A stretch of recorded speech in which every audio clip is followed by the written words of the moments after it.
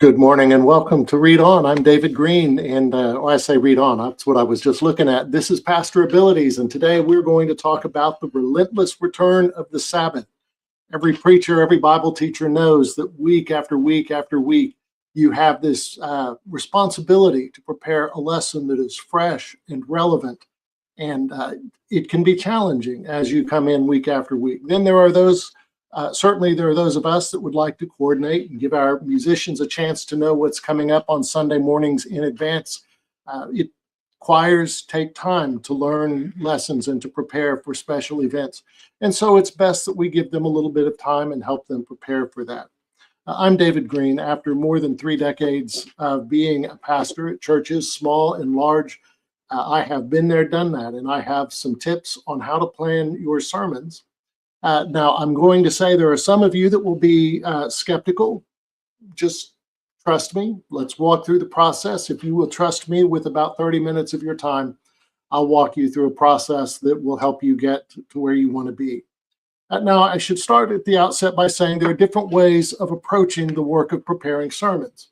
I have a very good friend, a colleague in West Texas, who believes the Spirit moves him week to week for what it is that he's going to preach. I believe the Spirit moves just as well, but the Spirit can move with about 2 or 3 months of planning. If I see that working as well. Now, that said, if you have a series that you're preaching or a set idea for how your sermons are going to go, and something comes up, there's a significant event. We're going to have a 25th anniversary of 9/11, 9/11 this year. That was an event where pastors the following Sunday needed to throw out anything they had prepared because there was such a dramatic national event that had captured our attention and quite literally shut down air travel for a period of time. It was a very difficult time with people just trying to get home. And you need to respond to moments like that within the life of the congregation when there is a tragedy. I think of the time when I was a kid. A young woman was very severely injured. There was very little opportunity for her to survive, and she did survive a terrible car crash. And but I can remember on that Sunday morning where the pastor had spent Saturday night, pretty late into the night, at the hospital, in the emergency room, in the ICU with this young woman's family. And when he got to the church on Sunday morning, there was no reason for him. I mean, he prepared his sermons early in the week, practiced them on Tuesdays. There was no reason for him to preach that same sermon. There was very much reason for him not to. So as I say this, I do believe in planning far in advance, pretty far in advance, the sermons and lessons that you're going to have. And I believe that this is the week of the year to do it, that week between Christmas and New Year's. Your families have been busy with Christmas. You see, I still have my tree up behind me. It'll be up for a few more days. I'll keep it up probably until the 6th of January, but the 12 days of Christmas, keep it up through those. But this is the time of year when you have a few days that you ideally can set aside a couple of days just to look at your sermons and lessons for the next few months that are coming up. So here's the first step. The first step is going to be to identify key dates that are coming up, key events. Now, in my tradition, the next event is going to be Easter. I should back up. First step is to get yourself a good planning calendar.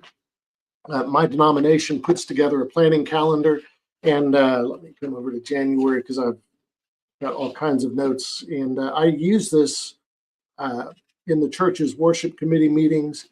You can see it does give you the week of Sundays. Now, when I prepare my own planning calendars, I always put Sunday at the end of the week. I know, Sunday's the first day of the week. I read about that in the Bible. I know. But my tradition looks to the day of resurrection, the Lord's Day, Sunday, as the day of worship. Other traditions will look to Saturday, the 7th day, as the day of worship, the traditional Sabbath. For me, this is every Sunday is a day of resurrection to Jesus Christ. Now, I show you this planning calendar. You can find your own. You can also Google the dates that are important to your church for Easter and Pentecost. But I will tell you that in my tradition, every Sunday is the day of resurrection. Every Sunday is the day of resurrection. That's why my tradition worships on Sundays and not on Saturdays. Now, whatever the dates are important for your calendar.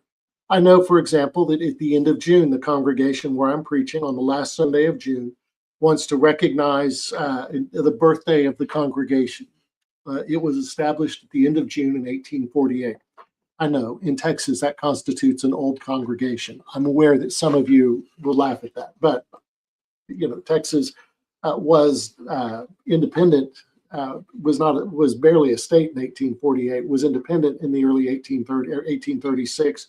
Went from being part of Spain to Mexico to being an independent nation in fairly rapid succession. And so we didn't have missionaries coming into Texas until the 1830s, Protestant missionaries. I say that, and I always acknowledge the Roman Catholic missionaries might have beaten us by 1 or 2 centuries or more. But anyway, so this is the planning calendar. This is important because it tells me what the liturgical Sundays are. Now, this has lots of observances that I simply don't include. Ecumenical Week of Prayer for Christian Unity and Racial Intercultural Justice. No, I'm not going to include that. Presbyterians affirming Black Lives Matter. I will affirm that Black Lives Matter, but I will not affirm the organization by that title. That, as best I can tell, hoodwinked a lot of money from people. But go look it up.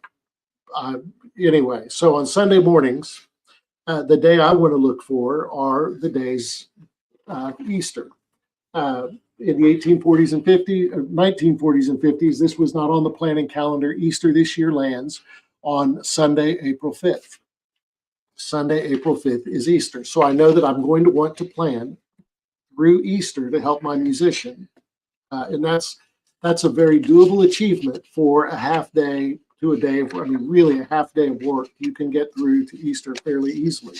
But that means I need to back up. And then there are other days, like Palm Sunday lands on the 29th of March. That leaves, with the 29th of March there, that leaves Holy Week is that week in between when you break the month. But then when you count back from Easter and you go back 40 days, not including Sundays, and you get to Ash Wednesday, let's see, you're going to be in February. Where does it land? February 18th. So as you prepare your planning, you want to make note of that.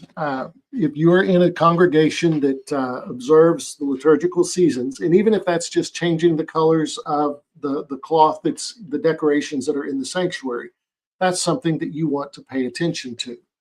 You also have the Epiphany of the Lord. That's the day you observe that the Magi, came to bow down before Jesus, the King of the Jews, which is ironic because I think of the stronger historical cases, they showed up on December 25th. There's so much fun stuff when you study that part of the Gospels. But so these are the dates that you want to pay attention to. So you have Epiphany of the Lord, you have Baptism of the Lord Sunday on the 11th. And so these are some of the dates that you want to pay attention to. Now, you also want to discern how it is that you're going to plan these dates out. I recommend working with pencil and paper, pencil or pen and paper. But I had a planning calendar right here, so I could hold that up and say, you want to use one of these, and now I can set it down somewhere within reach. You want to have a planning calendar that you can work with. An example of a good planning calendar, and I've worked with these for a number of years. Let me call that up here. Well, that just didn't work at all. So let me take that away. Call up a different screen share here. So sorry about this riveting technology here.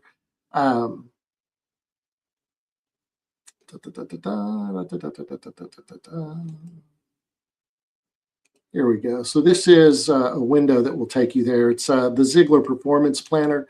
I've used these for a number of years. It's less expensive than a lot of the other calendars and planners that are out there. I find this to be a very helpful. It starts off with your goals for the year, and I find it to be a very helpful quarterly review to go back and keep track.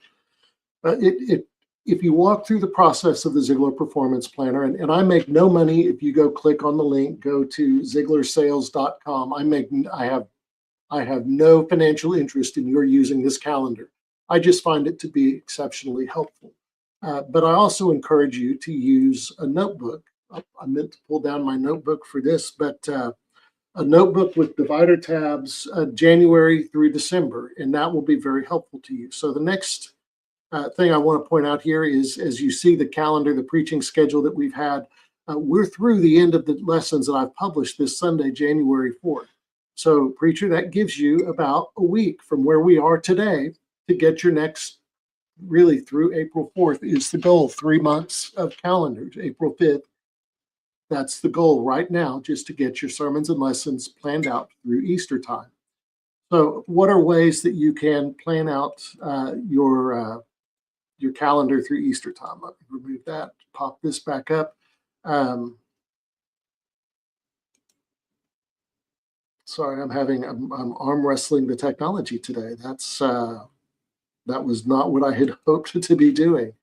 So let's pull that down. I can't find where that post is, so let me remove that. And we're just gonna stop that screen share and start up another screen share here. I have many open tabs here, so I'll bet this is in, nope, I have many open tabs here. So here's what we're going to do is I'm going to, up here it is. Now I have found it. So I mentioned to you that I have my liturgical calendar, my calendar, my Presbyterian planning calendar that I use to keep me on track on the dates. I also use 8.5 by 5.5 paper. That is my preferred paper size. I have a printer right behind me that prints in black and white on that size paper. That becomes important. If you prefer working on letter size paper, I certainly understand that. I find that the smaller notebooks are easier for me to transport from place to place. And so I'm more likely to carry them with me and have them when it's just easier for me to travel with those. And so what I do is I'm Presbyterian. I go to just Google Presbyterian liturgical calendar, and that takes me to pcusa.org. That's my denomination's website. And I will say, if you go to that front page, you'll see lots of statements of stuff that I don't agree with, but we're a broad group within the Presbyterian traditions. But let me share this screen here. So this is what you find when you come there. And it takes you to something called the Revised Common Lectionary for Sundays and Festivals. Now that is now I mentioned some of you are not going to love the way I do this because you are reluctant to use the lectionary as a tool for planning your calendars, your sermons and lessons. Now, there are two ways to approach this. There is the first way to approach it and say, I'm going to preach a lectionary text every single Sunday. And that's not how I approach it. I prepare my sermons and lessons with the lectionary in sight so that I know what other preachers are talking about. I find that actually to be helpful in conversations with other clergy colleagues. But I also find that I actually do preach the lectionary probably 40 or more weeks out of the year. I find it to be a helpful tool in keeping me consistent going through the Bible, not just the books that I love. If I were left to my own selection, I probably would preach 6 months of the year out of the Gospels. And that's a good thing to do. But if that's all that I do, you lose the beauty and the majesty of God acting through time. I do not believe that God of the Old Testament is different from God of the New Testament, that God is one God forever and ever, for all of eternity, from pre-beginning to after the end of time as we know it. God is unchanged and unchanging. And I think that if I don't have a tool that puts me in a mind to preach through different books of the Bible, often I won't. I do like to deviate in the summertime, take a month and go through one of the minor prophets, very often a book that's not in the lectionary, or as I did this past summer, the book of Amos showed up on the lectionary, but it showed up, I think, on 3 or 4 Sundays, and they were not even all together. I took the book of Amos. I spent 5 weeks in it, and we went from beginning to end of its, I think it was 9 chapters. We went from beginning to end and did a much deeper dive into the book of Amos. I find that to be helpful to know. This book is coming around on the lectionary, but I did not preach it as it was set out in the lectionary. This is still a helpful tool. Like I said, hang in there with me, even if you're thinking, nope, we don't want to do it. So the liturgical year begins on the first Sunday of Advent. And this year we happen to be in year A. I know that because it's small here for you to see it, but it says that right here that we're in year A. December 7th was the second Sunday of Advent. And so now let's see if this goes with me. It did not. So I'm sorry that I'm going to have to stop sharing and bring up a new screen. Let me go back to share screen. I'm going to just share this whole screen, and there we go. Screen 2. Share. So you're going to get this screen, whatever it is that I happen to call up on it. I can make that. Nope, that does not work. So November. This is November 2026. Let me back up. So when you go back in and you start, this is the text for December that you had that walks you through December. We've been there, done that in December. This brings you into the text for January. Now keep in mind, January, February, March, April. The goal here is to get through the Easter Vigil on April 4th to the resurrection of the Lord Easter Sunday on April 5th. So start by taking a quick review.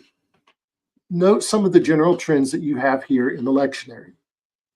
You see Isaiah, James, and Matthew showing up here. Matthew 3, Matthew 11. Then you go back to Matthew 1, Luke, a quick smattering of the Gospels. But you do see consistently text out of the book of Isaiah. This is probably a good time for you to preach out of Isaiah, seeing these texts. Oh, you get some out of Jeremiah, but it jumps right to the end of Jeremiah, but consistently still out of the book of Isaiah. So do you see what I'm doing here just by taking this quick glance? That was January, February. Oh, you get into the book of Micah, but still in the context of Isaiah. And so then back a little bit to the Exodus, but Isaiah is consistently, the book of Joel shows up. And then you follow your way into Romans. This is the year we get to spend time in Romans. My first year, I tried to be a lectionary preacher, and I saw Romans, and I thought, I've done a deep dive academically in Romans. And what I learned was in my first year of preaching, I was not ready to preach that many Sundays with fresh sermons out of the book of Romans. And that's probably the year I decided that I was going to take the lectionary and tinker with it just a little bit here. So you also have the 23rd Psalm showing up in March. So this is just a good start of what you're going to see. You also see as we get closer to Easter Sunday, the Gospel of John makes its appearance.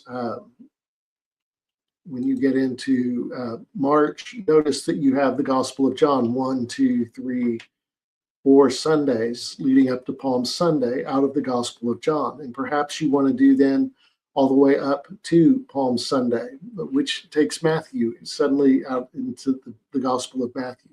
So this is how I begin by approaching this. We're going to have some Sundays going back to January. We're going to have some Sundays where we will preach out of the book of Isaiah. Let's start with that. We will, at the end of the month here, at the end of this season, this quarter, we will have some sermons coming out of the Gospel of John. And so we're going to work with that also. Now, I tend to do this with a paper Bible in front of me. My mind sees it better when I'm doing my planning using a paper Bible, and I just dropped my planning calendar to the ground here. So let's go on back then to the month of January. So we have, and I say that, I'm going to call up, I do very much not like that I have to unshare and then share more stuff later, but I have to unshare this screen. Goodness gracious, I am struggling with the electronics today. This is what happens when I don't get up early enough. Stop sharing there. And let's come on back. There we go. So I'm going to call up and share the Bible now. We're going to share the screen. Oh, actually, I didn't need to do that because I was sharing the whole screen. My apologies. We're going to go back and do that exactly what I was just undoing. We're going to call up now the Bible software, and I'm going to get it to take up the whole screen here. And so we're going to take a look. Let me split this screen. This will make it easier for you to follow. We're going to split this screen half to the Bible and half to this revised common lectionary here. So January 4th, we already have the sermon text selected, but notice Isaiah, Psalm, we have Ephesians, Acts, 1 Corinthians. These are great chapters, the very beginning of 1 Corinthians. So we're going to start here with this Sunday because Isaiah shows up. We're going to take a look at Isaiah 42. What a hoot that I've been in Isaiah very much for personal study this past month. So when you see the text here that's the 6th, I should go from my Sundays are going to be the 4th and 11th. We don't do a separate ceremony here for the 6th. So I'm going through to Isaiah 42. Behold, my servant whom I uphold, my chosen in whom my soul delights. I put my spirit upon him. He'll bring forth justice to the nations. This is a great text. If you're going to be preaching this text, this is a great way to introduce a theme from now on through Easter, because you have here, you're going to look at the Lord's chosen servant. And that allows you to choose from Isaiah. That allows you to preach through the Gospel of John. It allows you to pick up some other texts along the way. You'll notice that I like to preach in themes or break these down into series. So where we are now, we're going to have on that first Sunday, Isaiah 42.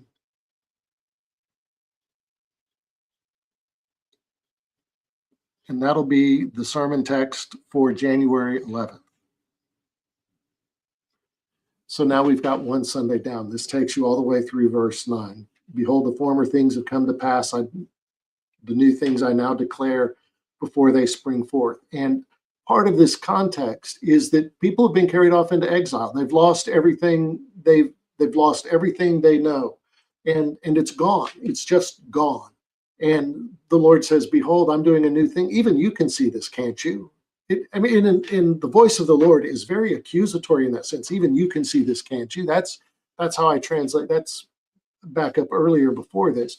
But now you have the servant whom I uphold, my chosen in whom my soul delights. I put my spirit upon him.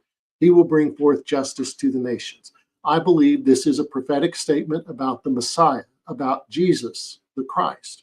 And so that's how I'm going to preach this text. I'm going to go back into the context of Isaiah. We're going to dwell there, and we're going to get all that we can out of this text in its context in Isaiah. But I preach this text because I believe it is a prophetic witness to the birth and the life of the Christ child, of Jesus. So now that gives us January 11th. Now notice when you get to January 18th, the next Sunday, you have Isaiah 49 showing up here. So we're going to go ahead and go to Isaiah 49, the first 7 verses on this one. Listen to me, O coastlands. Give attention, you peoples from afar. The Lord called me from the womb. From the body of my mother, he named me by name. He named my name. He made my mouth like sharp sword. In the shadow of his hand, he hid me. He made me a polished arrow. In his quiver, he hid me away. Now, this is very interesting, this text. Is this Isaiah speaking? Is this a successor to Isaiah speaking? Is this a prophetic voice of the Lord? This is going to leave you something to really ponder. Going down to verse 7, and I highlight lavender purple through the voice of the Lord.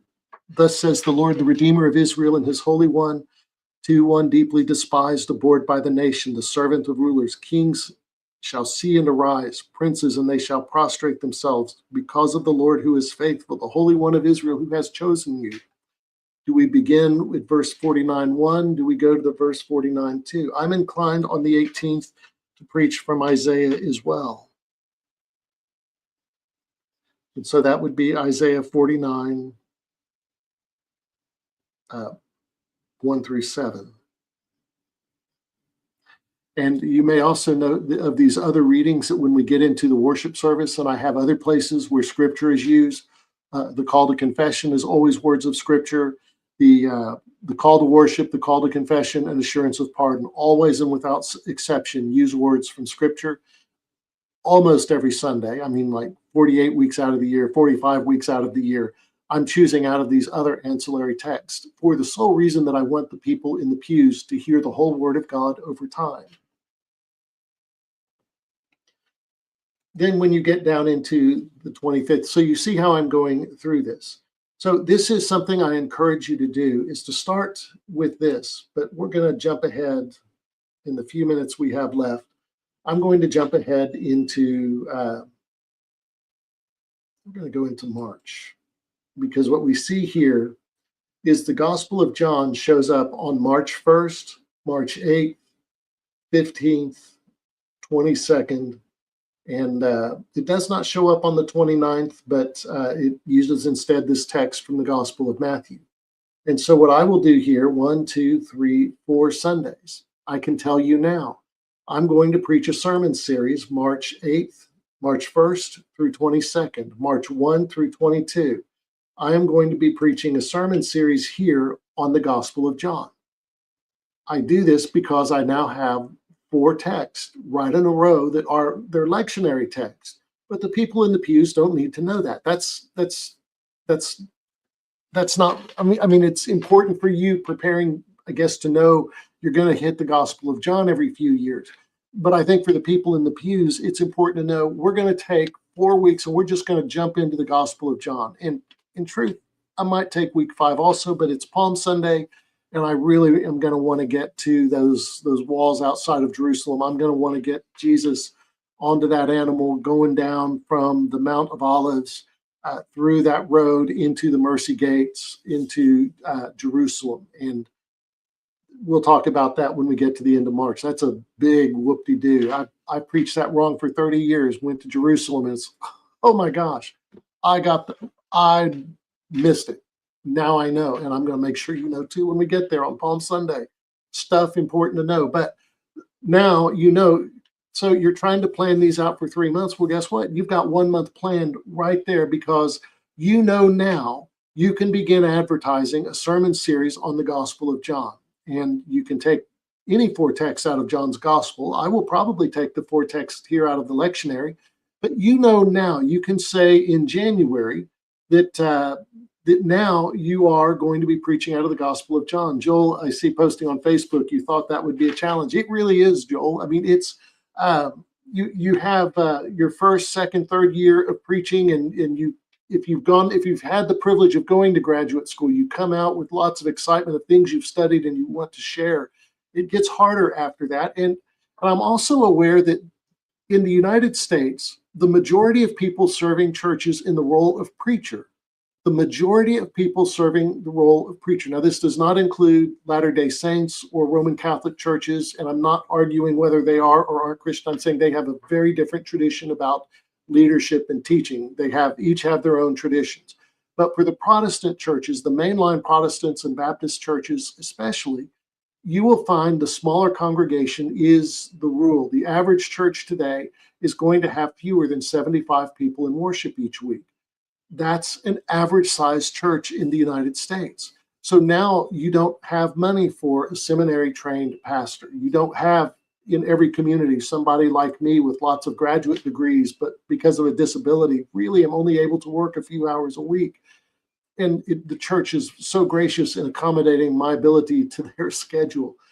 We don't have that partnership. So you have pastors who have a full-time job who need to preach on Sunday morning. And that's hard. But that's also why a half day doing this, we've been at this for 30 minutes, and you've got 6 Sundays already on the calendar of what it is that you're going to do. I encourage you, preacher, take this. Now, I'm using this lectionary tool that I found on the on the website for the denomination Presbyterian Church USA. There are lots of places that you can find it. There are theological libraries that put this online. I encourage you to start with a revised common lectionary. This is going to be shared across many denominations. Okay, not Baptist, but y'all can use it anyway. I find it to be a useful planning tool. But that means that really now you've got a couple of Sundays in January, and January, one Sunday in January, and the month of February, and so, oops, I skipped over that. I accidentally deleted the month of February, but it's still out there.